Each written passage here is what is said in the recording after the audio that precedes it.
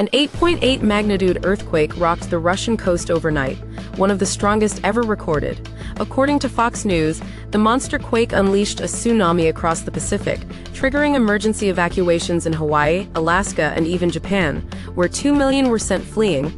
Towering waves up to 6 feet hit Hawaii, pulling boats from docks and submerging buildings.